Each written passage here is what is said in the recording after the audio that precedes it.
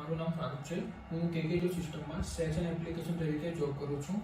Here we are dealing various type of 3D laser scanners from well-known brand like Creaform, Peel3D, etc. Right now I am showing the working principle of Peel3D scanner. This scanner will gives you 100 micron of accuracy and it will scan up to 3 meter in a single shot. Okay, right now I am showing you the software of Peel3D in which I have to first set the parameter. તો તમે પેરામીટરમાં જોઈ શકો છો કે મારી જોડે different ટાઈપના selection છે. તો એમાં હું સિલેક્શન કરું છું, જેમ કે મારા ઓબ્જેક્ટની સાઇઝ. તો મારા ઓબ્જેક્ટની સાઇઝ હું સ્મોલ રાખું છું. એના પછી જે ડિટેલ જે એની આવવાની છે એમાં હું આપણે ફાઇન રાખીએ છીએ. એના પછી એનું જે આઉટપુટ આવે છે તો એ આપણે બેલેન્સ રાખીશું. અને એઝ અ મિકેનિકલ પાર્ટ આમાં આપણે કલરની તો રિક્વાયરમેન્ટ રહેતી નથી, but as a demonstration purpose I need to do some kind of this. Okay. After that, we are moving forward to scanning. See the screen. Okay. This is our scanner. This is our part. Okay. And right now I'm starting the scanning. Okay.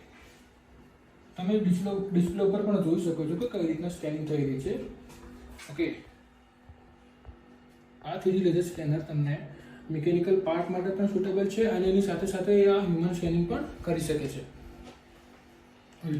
આ scanner તમને કલરમાં પણ scanning કરે છે અને without કલરમાં પણ scanning કરી શકે છે. એઝ પર યોર રિક્વાયરમેન્ટ તમે સેટ કરી શકો છો. તમને કલર જોઈએ છે કે તમને કલર નથી જોઈતો. ઓકે, તો તમે અહીંયા જોઈ શકો છો કે કઈ રીતના એકદમ સ્મૂથલી અને સોફ્ટલી સ્કેનિંગ થઈ રહ્યું છે. ઓકે, અહીંયા ડિસ્પ્લે પર તમે જોઈ શકો છો. આમ તમારે સ્કેનિંગ કરતી વખતે એક સ્મૂથલી અને પ્રિસાઇઝલી મૂવમેન્ટ કરવાની થશે, જેનાથી ડેટા એકચ્યુઅલ કેપ્ચર થાય અને સારું એવું થાય અને તમને જે તમારું જે શું કહેવાય એને એક્સપેક્ટેડ જે રિઝલ્ટ તમને મળે.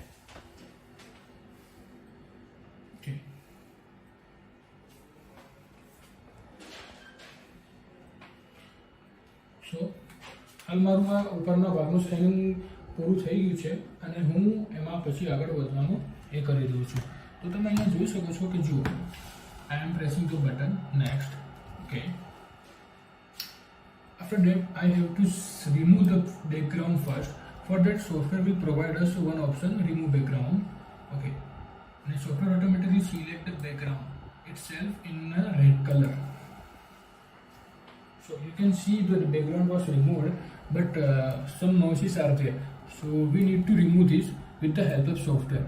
Software will give us some options like connectivity options, selection tool. In selection we have to select connect, and I have to select my part like that.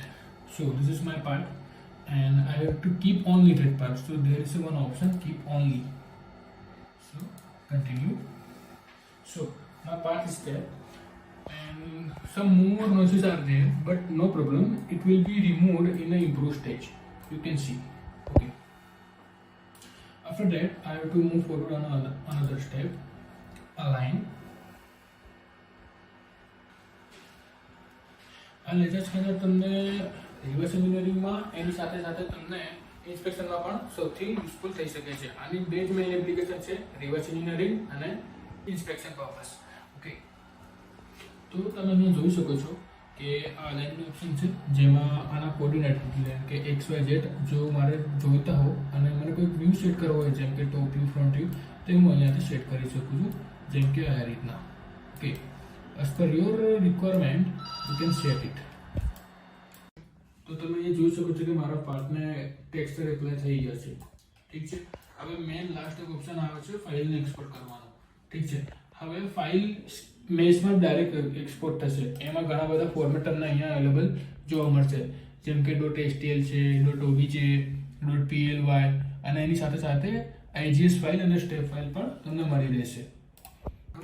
તો આ છે આપણું 3D સ્કેનર, જે reverse engineering અને inspection માટે useful છે, જે કેનનની બ્રાન્ડનું સ્કેનર છે Peel3D. અને આ Peel3D જે કંપની છે એ ક્રિયાફોર્મ કંપનીની ગ્રુપ ઓફ કંપનીમાંની એક છે.